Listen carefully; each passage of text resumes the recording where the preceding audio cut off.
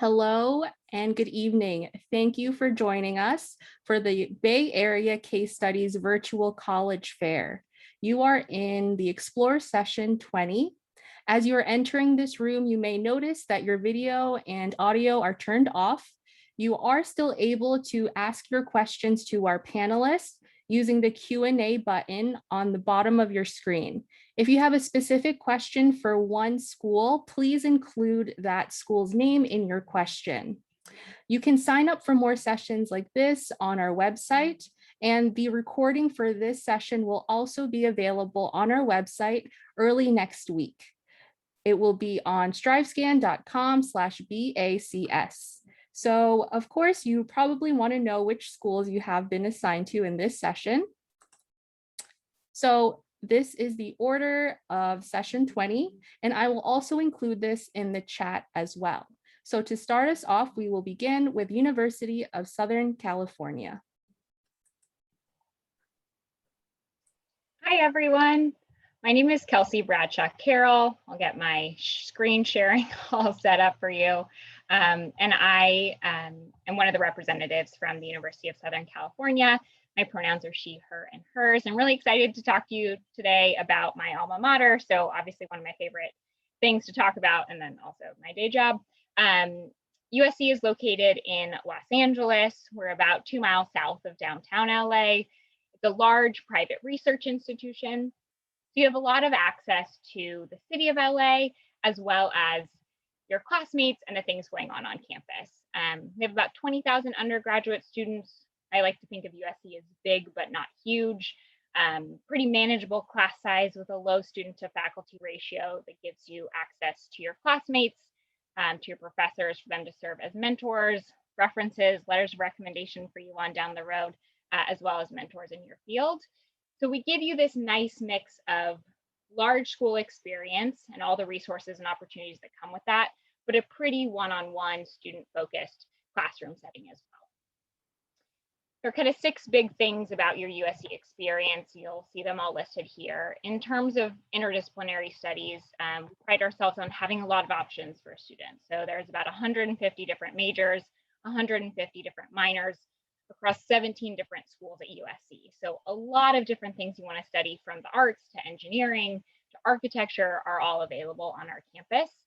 And we do a lot to understand how those fields intersect. So an architecture student is going to know and be close with some engineering students and art students all across the university. You get the options to explore your passions and explore your interests outside of your major through your classroom setting as well. About a third of your time will be elective units, so you have lots of space to double major, major and minor, try things outside your major. We're also really big on research. It's an important way for you to apply what you're learning in the classroom. I think of it as active learning, really getting your hands on that course content and understanding what your field looks like outside of textbooks and outside of academia. It's a really good way to help create the knowledge that's being taught in your field. And this can be done across the university. So it's not just STEM, it's not just our engineers and our bio majors that are doing research, but it happens in the arts and the humanities as well. And it's as common as starting early, day 1 freshman year, if that's something you're interested in. And a lot of students will wait and do things like research and internships down the road into sophomore and junior and senior year as well. In terms of global perspective, non-COVID years, about 2,000 of our students are studying abroad at any given time, but it's also incorporated into your classrooms and student life. You'll live with our international students. You'll get a sense of global perspectives and how that affects your field through your courses, through the professors that you're working with and the research that they're doing, and how your field is affected by different countries, different religions, currencies, governments, cultures, all have an impact on things that aren't just as necessarily economics or business majors, right? Different rules and policies affect the research and the goings on in different fields across the globe. In terms of campus life, USC is busy. There are over 1,000 different clubs and organizations, and that is political, religious, cultural. It is dance companies and comedy troupes, choirs, a cappella groups, things like fraternity and sorority life, both the social organizations and the pre-professional ones, and Division I sports. So it's a really engaged student body that's very involved outside the classroom. And the goal is to make change, solve the problems that our world sees today. Last few things here in terms of Los Angeles, like I said earlier, we're located about 2 miles south of downtown. The metro will get you quick ride into downtown LA or Santa Monica, where there's lots of different performance venues, coffee shops, restaurants, and students really take advantage of that. There are lots of opportunities for our students to engage in networking, professional development throughout their time at USC. Lastly, all of that happens on the backs of our Trojan family and those who have come before you at USC. They're always engaged, giving back to our community and helping our students in terms of their professional and academic growth as a supportive community to help you connect with others if you move, when you go somewhere new after you graduate, and making sure that you're growing and developing. Hopefully that all excited you about USC. So a few things about the application process. We have a holistic review process, meaning we look at all of the pieces of your app, not just the test scores or GPA. This year and for the next few years, actually, we will be test optional, meaning you don't have to submit an SAT or ACT score if you don't want to. You'll tell us, in fact, if you'd like us to consider those scores. We use a territory manager approach. So I work with students from Colorado, but everyone in my office is assigned a territory. So someone will be covering some part of the Bay Area that you are in. And the idea is to get a sense of the context in which your application is coming to us in. Who are you? What's available to you at your school? What your educational journey has been like, and thinking about that overarching context of your school. 2 deadlines for you to keep in mind. The first, more important than the second, in my opinion. If you want to be considered for a major merit scholarship from USC, you need to submit your application by December 1st of your senior year. And then if you just want to apply to USC just to be admitted, not so worried about the scholarship piece, which everyone should apply for scholarship if you can get it together, but your application is due January 15th. Both of those are regular decision, no early programs, no early action, early decision, nothing along those lines, just the earlier deadline if you're interested in getting free money from USC. So hopefully that was helpful. Like I said, my colleagues and I all work with different parts of the US. You can find your admission counselor. You just Google USC Find My Counselor, but the link is right there, and you can type in your school, and we'll give you a sense of which of my colleagues will be working with your high school. Thanks so much, bye Dawn, and I'm looking forward to answering your questions in the chat. Thank you. Up next, we have Bucknell University.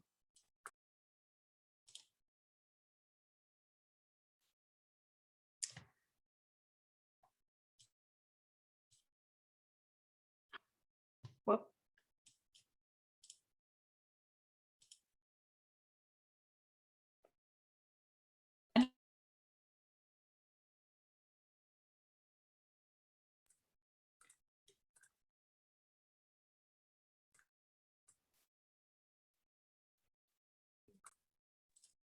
Okay, so I'm hoping that this will work this time around. Hi, everyone. My name is Jenny Kim. I am the regional associate counselor for Bucknell University, which is located in central Pennsylvania.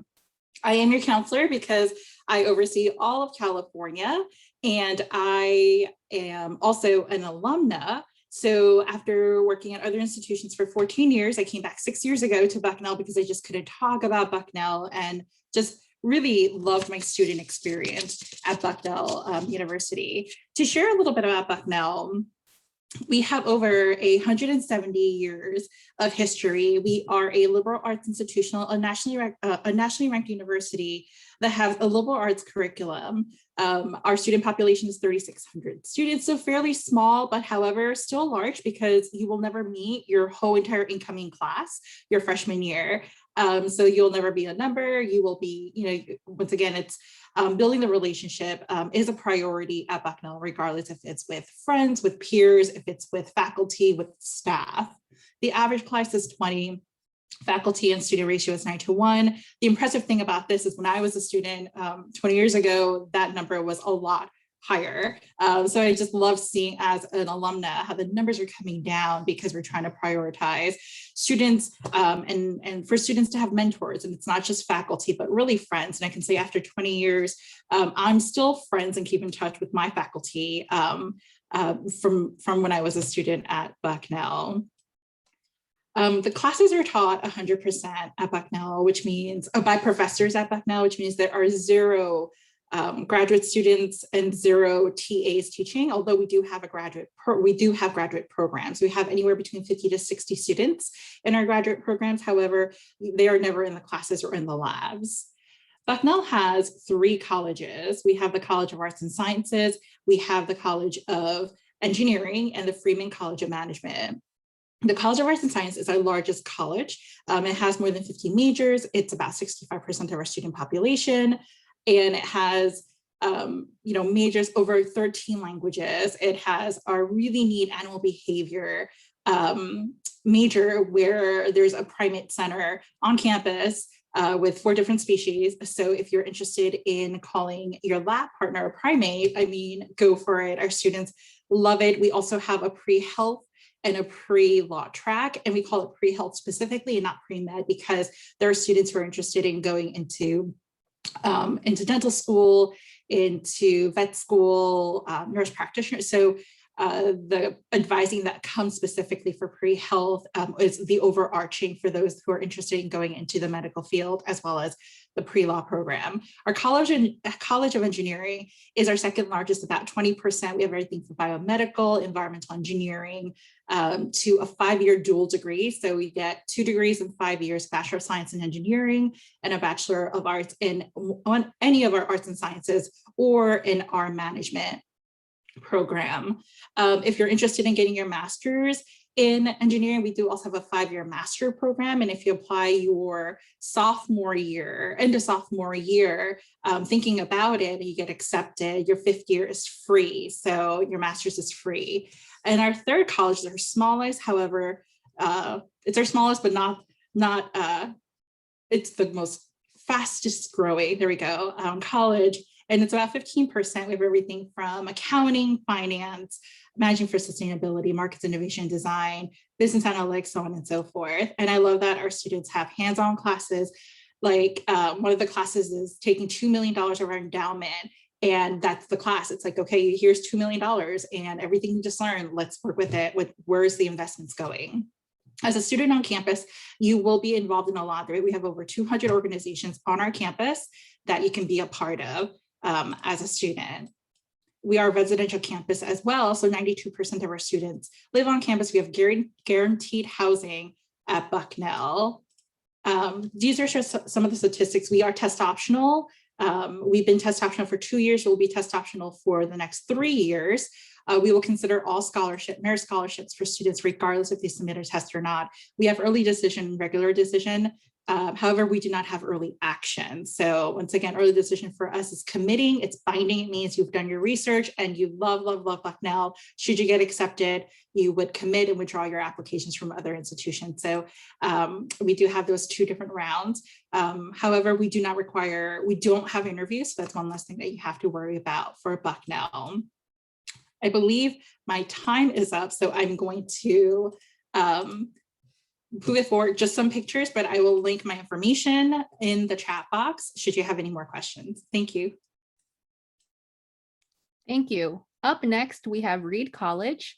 As a reminder to our students and parents attending, you can use the Q&A feature to ask any questions you may have for any of our panelists. All right. Thank you, Kyle, and hello, everybody. My name is Grant Sewell, Senior Assistant Dean of Admission at Reed. I use he, him pronouns, and I'm excited to talk to you today about Reed College in Portland, Oregon. So to supplement my conversation, I wanted to share this slideshow right here, this one page that'll kind of share a lot of fun facts that I probably won't be able to speak to all of these throughout my time. So, a little bit about Reed. We are a small liberal arts college. We have a student population of about 1,400 students.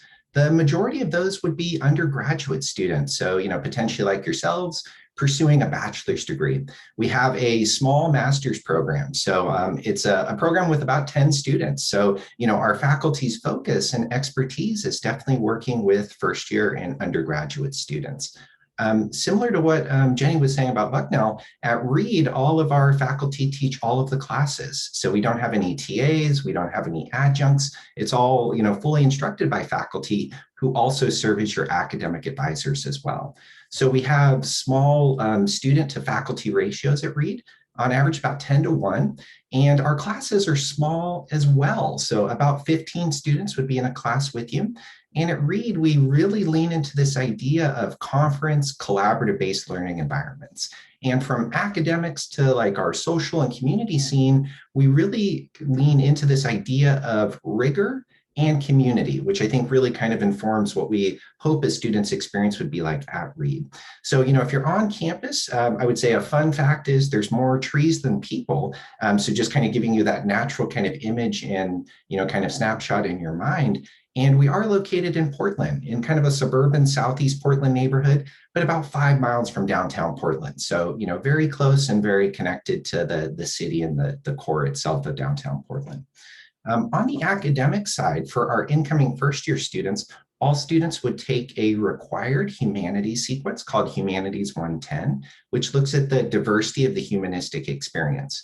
So, students in this class get a look at some of the, kind of more ancient civilization, the historical texts, to some more kind of modern, periods of time, and really getting to lean into this idea of liberal arts. So, at Reed, by being liberal arts, you'll get to take some art, you'll take some social science, some, math, and, other kind of variety of curriculum to be a well-rounded learner. So that's what we really aim to do during your time here. During your sophomore year at Reed, this is when you get to declare a major. So, in consultation with your advisor, who is also a faculty member, you get to spend your first year being exploratory, kind of really embracing the liberal arts idea and really getting to kind of figure out what you're passionate about, or to kind of reinforce some of those ideas that you already have. About a third of our student body studies abroad. So sophomore year is typically a time that students might do that, or junior year as well. And then for your senior year, all of our students at Reed do a senior thesis. So, this would be a chance for you to really get to focus on something you're very interested in, you're passionate about, and you're excited about, and you get to spend your senior year exploring that. So that, will contain a written element that you can kind of showcase and produce. And it also could have like a performance or kind of an experiential element. I know some students in like our, arts and dance space have done like a senior play, for their senior thesis. So it can definitely take many forms in terms of how you are able to kind of convey that to the community. On the social community side, Reed is primarily a residential campus. So we have about 75% of our student body live on campus. And I think one of the reasons for that is we see such a wide range of representation, just kind of overall geographically, not only in the United States, but kind of around the world. We only have about 8% of our student body come from our home state of Oregon. So, I would say a good chunk would be from California, other states, and then kind of internationally abroad as well. So I see our residential life kind of being a space that students can kind of get to know each other and kind of work to build and foster community. And at Reed, we really lean into this idea of inclusive community. And what I mean by that is we don't have any exclusive clubs or groups. So it's full community participation. So if you wanted to learn to walk on a trapeze, you could join our Air Force Club, which does kind of aerial acrobatics. Or if you wanted something a little lower to the ground, you could join Cheese Club. And it's a group that literally just gets together and, eats cheese and has community. Or you could join our campus radio station and do like radio broadcasting. So that can kind of take a lot of different forms.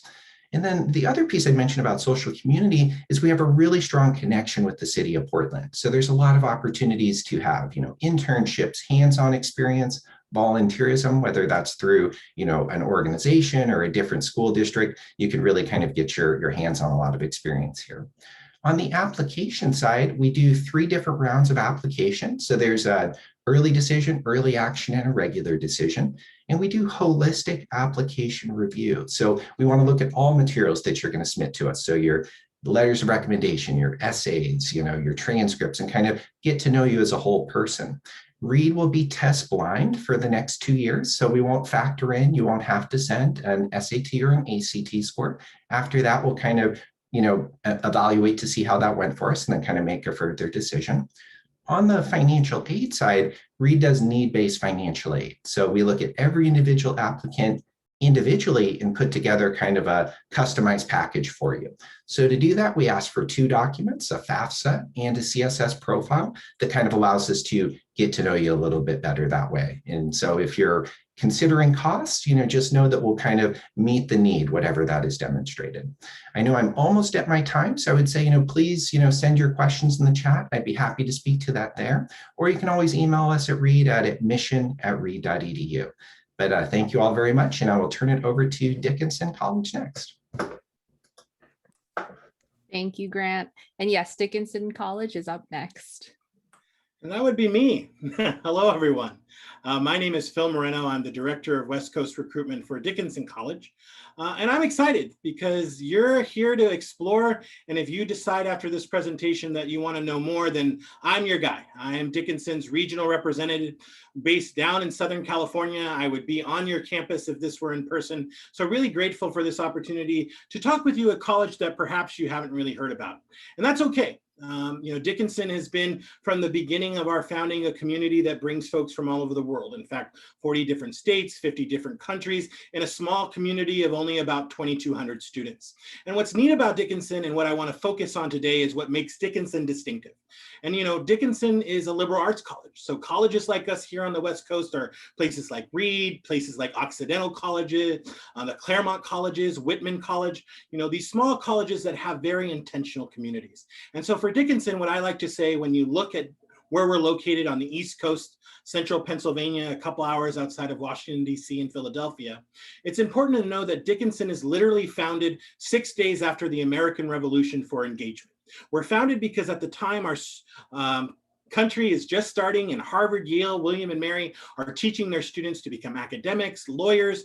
Our founders believed that if American democracy was going to succeed, students needed to learn what they learned and then go back into their communities and give back. And so what's neat is that over the years, as we have evolved over 235 years, we've really also come to embody an East Coast academic environment with a West Coast community. And I say that because this building here is, for me, representative of that. On top of this building is a happy accident. This is actually an iconic building in the life of a Dickinsonian. You'll march up these steps as a first-year student, sign into the college, and then 4 years later, sign out of the college and down the steps beyond the limestone. But on top of this building should have been a Triton. But the blacksmith back in 1791 had no idea what a Triton was. And so instead he put a mermaid. And Dickinsonians, even back then, were resilient, adapted, went with the flow. And so we have had the mermaid as the unofficial mascot of the university or the college for more than 200 years. And so that, I think, for us is, as you look at liberal arts colleges, and particularly the East Coast, something to be mindful of. Intentionally, just like I said at the time, 2 days horse ride, not 2 hours, from the major centers of Philadelphia and DC. We were placed in Carlisle, which was founded in the area in 1751.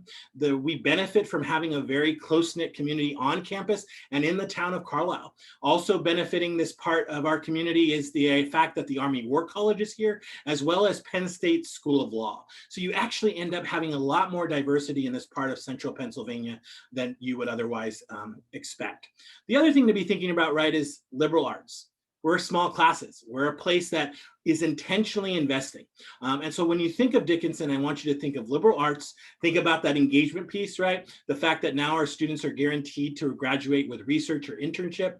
The fact that more than half of our students study abroad means that we're a place committed to global. And then in terms of sustainability, Dickinson really has no peer when it comes to our size of college and the investments we've made. In fact, last year, we became carbon neutral after a decade of working towards that goal. But that global piece is something that's distinctive. In fact, Dickinson was the first college in the United States to offer something other than Latin and Greek. We now offer 13 languages. And in addition to that, we run 18 of our own study abroad programs all over the world. And students can actually choose from these courses because we've hand-tailored made them with the partner schools that we have around the world to ensure you can graduate in 4 years. And in fact, many of our students can even study abroad for up to a year. So global is infused. That engagement is going to be a part of your experience. And then lastly, sustainability. We were talking about it long before it became a buzzword way back in 1980. We've made investments with a farm. We've made investments with a very green campus. But I think what we're most proud of is the fact that we do have a sustainability requirement. And in order to graduate you have to choose one course, but for that one requirement, you can choose from 100 different courses that come from 41 of our 46 majors. And you can see here our majors are listed in red. This is a very interdisciplinary place, so you haven't yet decided your major. Know that 75% of our students don't declare until their sophomore year. Internships, like I mentioned, a huge part of what we do all over the world. And then as you think about the next steps, if this is sound interesting to you, set up an interview. We actually have on-campus visits going on right now. Many of our California students are already going there, and we get about 25 to 30 a year. And as you think about that application, know that Dickinson had been test optional since 1994. This year we were test blind or test free. We are still making a decision for this next year, but no, we've always been test optional and will continue to do so if you consider our early decision deadline in November or our regular decision deadline in January 15th. We also are committed to meeting 100% of demonstrated need, and everyone is considered for merit scholarships. So thanks for being here. Thanks for the opportunity to share with you a little bit more about Dickinson College, and I'll pop on that information into the chat and throw it over to another East Coast college, Syracuse.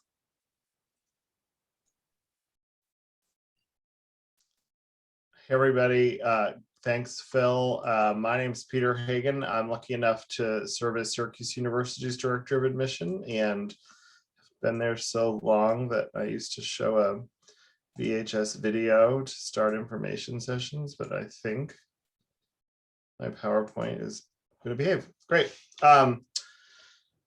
So Syracuse is a private residential research university. We're in the center of New York State, about 4 hours north and west of New York City. There are 14,000 students. They come from all 50 states and over 170 countries. Traditional residential campus. This photo, which is taken from the northeastern corner of our campus, actually from the top floor of the building where the admissions office is located, gives you a sense of what we look like, although not today because it snowed. Just a little though, and it's all going to be fine, even though it snowed in April. And this map gives you a little bit of perspective from the Bay Area, a quick connection at any number of Midwestern and East Coast hub airports before one lands in Syracuse, and the airport is about 10 minutes away. There are students at Syracuse who come, like I said, come from all over the country, all over the world. And when you come to Syracuse, you don't have to have a major, but you have to have a minor. And they exist in, you have to have a college. You can have a minor too. There are 10 colleges. They range in size from 500 to 5,000, but in any case, a smaller school academic experience within the overall framework of a large university. And we are a place that allows students to change their minds. You can transfer between colleges. It's common to do that. And about half of Syracuse's students are studying more than one thing. So a major and a minor, or two majors within a college or in multiple. The students at Syracuse take their experiences inside the classroom and move them outside through a variety of experiences, research, internships, study abroad.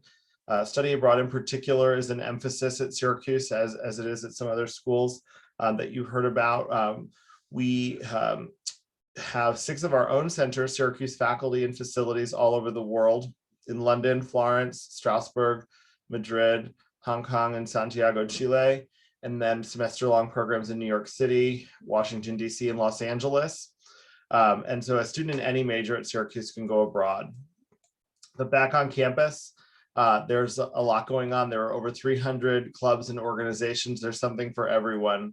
The orange thing is a big deal at Syracuse, although our original colors were rose pink and pea green. And legend has it that the football team had a horrifying loss to Colgate, of all places. I don't think we've lost to Colgate in football for a long time, but they got picked on because of their colors, and so somehow we landed on orange, and that really did stick. Syracuse does have beyond the university's color and mascot a rich and deep history. In fact, last year we celebrated our 150th birthday, which 2020 not a great year for a big party. But it was interesting to have conversations about, as an institution, about how we were founded and how that's sort of informed who we are, who we continue to become. And a couple things that I think are important for prospective students to know. Syracuse's founders believe deeply in the integration of the liberal arts with professional programs, and you see that reflected in our academic offerings. They were also really interested in the kinds of people who would come to Syracuse. And so in fact, in our charter, the documents that establish the university, it's very clear. It says that the conditions of admission shall be equal for all persons, and that at Syracuse, brains and hearts should have a fair chance. And so diversity and inclusion is part of our heritage. We're a place that's always been co-ed, that's always admitted students from a variety of backgrounds and identities that perhaps were not included in conversations around higher education at places like ours at the time. And so today, that's reflected in our student body and our culture. And I think the essential and pretty hard work of inclusion goes on at Syracuse. It does at many or most of our institutions on a daily basis. Let me talk real quick about admission and financial aid.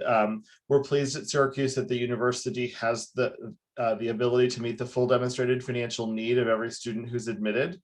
And we also consider students for merit scholarships. About 80% of Syracuse's students receive institutional financial aid. And so our hope is that cost would not be a barrier to applying. If you do choose to apply to Syracuse, there will be a lot of ways to connect with us in the months ahead about how to do that. But real briefly, common application, early decision, binding, regular decision, not. And like the other schools represented tonight, many of us talked about having a holistic selection process.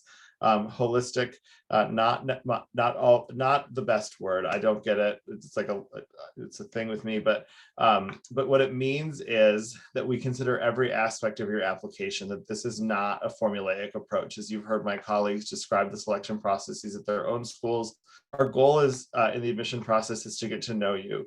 And then we have to make a decision about who's best suited to be invited to be a part of the class. So the framework that we read applications in is the college at Syracuse that you apply to. That's a really important part of our process. There are 10 colleges, you choose one. The same application for everyone, unless you do art, drama, design, music, or architecture, in which case there's a talent assessment through a portfolio or an audition. We're test optional for next year. And we do encourage students to have a personal interview, and we'll begin to offer those on Zoom this summer, and maybe even this fall. We'll do them in person on campus, which we would invite you to visit. We open to juniors May 3rd to take tours, and or we hoped that we might find you as we travel to the Bay Area this fall. My contact information is here. I'll put it in the chat as well. I serve as the representative for the city and for Marin, and my colleague Jesse Schaffner covers the rest of the Bay Area. But great to be here. I will turn it back over to Kyle. Thank you so much. So we still have some time left in our session for this evening. So I wanted to do sort of a roundtable question for all of our presenters. So in the order that you presented, I wanted to ask, what is your favorite event or tradition on campus? So I don't know how familiar all of you are with USC, but we're rather obsessed with our marching band. They are the greatest marching band in the history of the universe. That's a self-proclaimed title. But one of my favorite traditions that they do for us is during finals week. So there's a week where everyone's cramming and studying and taking their finals. We have a 24-hour library. It's open 24/7. It's right by our 24-hour Starbucks. It has this fountain in the front that sort of just looks like a swimming pool. And the band crashes into the front of the building, jumps in the swimming pool / fountain, plays a few songs, like a 10-minute concert at 10 o'clock at night, pretty loud. And it's always really fun to watch students, like finally take some air from their books and peek out the window and get to celebrate with their classmates. And in these past few semesters where we've been in COVID and haven't been on campus, I'm really excited to get back to that in the fall and get to see all those students together. So the marching band, I think, is my favorite tradition of all time, but especially that event that we call Primal Scream. Thanks, Kelsey. So at Bucknell, it's so hard because we have a lot of traditions and there's a lot of favorite friends. And I think as an alumna, because I've gone through them, it's very hard to pick one. But I think one that's very near and dear to my heart is our candle lighting ceremony. And it's so, the tradition is so special just because I think I still remember till this day the jitters and the nervousness I had before the first day of class. And this is when the incoming class, before they go through orientation, intense orientation for the week, and the day before classes start, you line up the academic quad with faculty and with the president and with your incoming peers, and everyone has a candle, and there is a ceremony where every candle is lit and you just pass it on. And I think there's a lot of that emotion of, am I going to make friends? Did I make the right decision? What am I doing here? Will I graduate? You know, can I find my class tomorrow? You know, like all those, I think those emotions were there. And 4 years later, actually, we do the same ceremony the day before graduation, and you walk across stage, and there you are standing next to your closest friends. And it's somewhat, I don't know, like it's touching because you're thinking about the same things of, okay, I have my best friends, but now we're going to the world. And what is this going to be like? So it's just a very neat tradition. I think that all of us as Bucknellians have very raw feelings that we can reflect back on how we felt the day we were a freshman and the day we graduated, or the night before we graduated. So it's our candle lighting ceremony. Thanks, Jenny. And Grant? Yeah, I would say, you know, at Reed, we have a lot of fun traditions as well, you know, but the one that, you know, kind of like immediately came to mind for me would be our thesis parade. And so I talked a little bit about the thesis being a requirement, you know, during my presentation. So essentially what the thesis parade looks like is, you know, as a graduating senior, our students get to, you know, turn in their thesis to the office of the registrar on campus that gives students these golden laurels that you can like put on your head or in your hair, you know, if you have hair. And, you know, then that kind of culminates in this celebration called Thesis Parade, where our graduates are parading through campus, you know, kind of cheered on by members of the community, you know, our campus president, you know, staff, faculty, kind of celebrating, you know, our students and the work that they put forward. And then in the center of campus, there's this big bonfire. And in the bonfire, students are able to throw in like their draft notes and their outlines and a lot of the, you know, pieces that it took for students to kind of be able to do this rigorous task that we set out for them. And then that culminates in the celebration called Renaissance Fair or Ren Fair that has a different theme every year. So, you know, it's like a way of our community coming together to honor our graduates and kind of celebrate the work that students do. So I'd say that's a favorite for me. Thanks, Grant. Phil? Yeah, you know, I mentioned a few in the presentation. You know, we're old, so after 235 years, lots of events and traditions. But my favorite actually is the trip that happens a few times each semester to the farm. So our farm is 180 acres. It's about 6 miles from campus. And every year there's this, every few times a semester, there's this coordinated effort to get to the farm, and you can bike there. And the newest iteration of that is actually biking to then kayaking to the farm, because there's this waterway that gets there. And once students are there, they're putting on, you know, word poetry readings. They're making pizzas with the vegetables that are there. The theater department actually put on a production of Grapes of Wrath a couple of years ago. And so every time I think about having to live here in California, I know that one of these times I'm going to need to participate in that tradition because it sounds so much fun. Thank you, Phil. And last but not least, Peter. You're on mute still. It's like, it's my first day on Zoom. My favorite thing at Syracuse that happens during the year is for the intro bio class, which a lot of people take. There's a professor who's taught it for a long time, and he for many years has thrown the answer key to the midterm out the top of the cupola of the building. You can see behind me that with the copper turret, that is Lyman Hall, where the biology department was housed for a long time. And it's in the middle of the night, and it's usually in the winter. And like, there's all these pictures in yearbooks of people crowding around waiting for the answer key to be flown, which is very environmentally irresponsible. So now it's really just a ceremony, and it's a digitized experience, but it's still very fun. Thank you so much to all the panelists. And that really concludes this session. Thank you so much for joining us. And as you exit out, you will be presented with a quick survey. It's 4 questions. We appreciate any feedback you can provide us. The recording for tonight's session will be available on our website early next week. Please visit strivescan.com/BACS. Thank you again for joining us, and we wish you the best of luck during your college search. Have a great evening, everyone.